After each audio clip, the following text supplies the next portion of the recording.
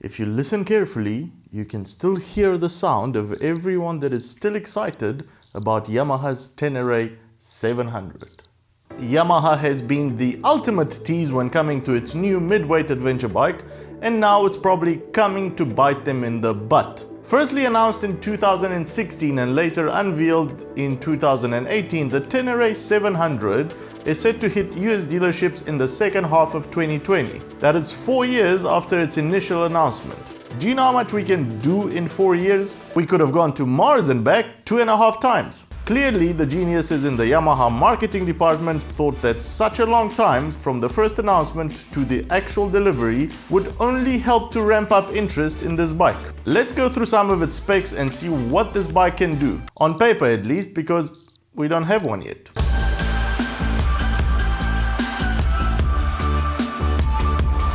Get your motorbike news in a pleasant way. Hit that subscribe button and turn on your notifications so you don't miss the next episode. Yamaha is finally giving seriously dirt-oriented adventure riders what they've been asking for. A road-legal, long-range middleweight that looks a bit Dakar-ish and doesn't weigh as much as the giant Super Tenere 1200. Using the compact 689cc parallel twin platform that made the MT-07 such a successful middleweight street machine, let's be clear on that. The new Tenere 700 will produce 72 horsepower and 68 Newton meters of torque in a package that would weigh 205 kilograms, wet and full of 16 liters of fuel. 16 liters, that should be enough to make friends at all the nice gas stations you will visit on your travels. It has a claimed 217-mile range, but I'm very sure it doesn't take into account any off-roading. Probably just road travel at 80 kilometers an hour. That's the standard, so that claimed range is useless for dirt riders. The engine is also protected by a proper skid plate for all those times when the 9.5 inches of ground clearance is just not enough for you. Suspension. You get 210 millimeters of travel in the forks and only 200 millimeters in the back. That should be enough for serious off-roading. Wheels, at least I got this one right. 21 inches in the front and 18 inches in the back, spoked out and out of the factory with decent semi-knobbies. Yamaha has also thrown in free tubes for both tires because nothing is more fun on your off-road adventure than taking a 2-hour adventure break to fix a flat on a tube tire. No tubeless for us because we've been very bad. Thanks to its slim seat and wider fuel tank, you should have no problem gripping the bike with your knees while standing up. The front of the bike does not feature a beak that is very commonly found on adventure bikes, but more of a stub and a very close to the tire mud guard that is definitely not gonna get caked up with mud when you are off-roading. Nope, it's gonna be perfectly fine. Going more up from the T7's stubby nose, we find 4 individual LEDs which make the headlamp of this bike. For a bike that really tries to undercut all other mid-weight adventure bikes on price, I really cannot see the logic of integrating an LED headlamp instead of good old halogen bulbs. Some might say that the halogen filaments don't last as much on off-road, but they're like $10. Just get like 5. Chain drive and a wet clutch seal off this off-roading beast of a bike. Toys, ABS, that's all you get. You can turn it off, but that's still all you get.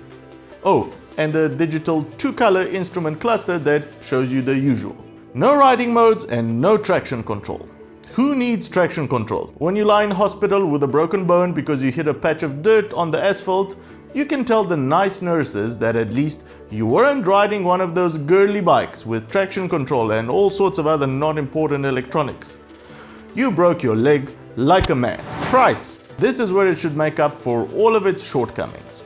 Not announced yet, the half credible source I was able to find was this post from a Yamaha dealer in Belgium, which mentions that the price will be under 10,000 euros. 10,000 euros is approximately $11,300. And this is where all the fun starts. The KTM 790 Adventure, not the R, is only 1,200 more, or as you Americans say, 1,200. It's only 1,200 more than the T7, while the Adventure R is only $2,200 more. Now what do you get for the smallish price difference? Firstly, traction control, so you aren't forced to meet all those nice nurses. Riding modes, tubeless tires, a beak, and 4 more liters of gas. Weight should be similar at around 205 kilograms, maybe a bit more for the KTM, but the extra 23 horsepower and 20 more Newton meters will more than make up for that. Suspension on the 790 Adventure is much better as well, with 240 millimeters on the R model compared to 210 on the T7, and with a lot more adjustments possible.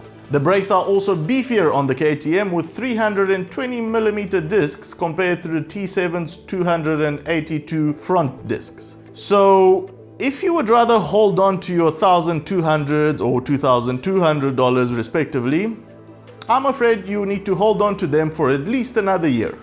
The T7 should drop into US dealerships in the second half of next year and in European dealerships sometime this year.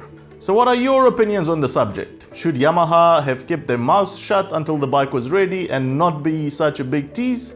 Is the Tenere 700 still worth getting in 2020 with all the competition it already has to face today?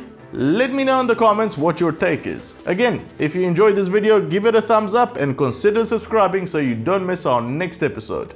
Cheers and see you on the next one.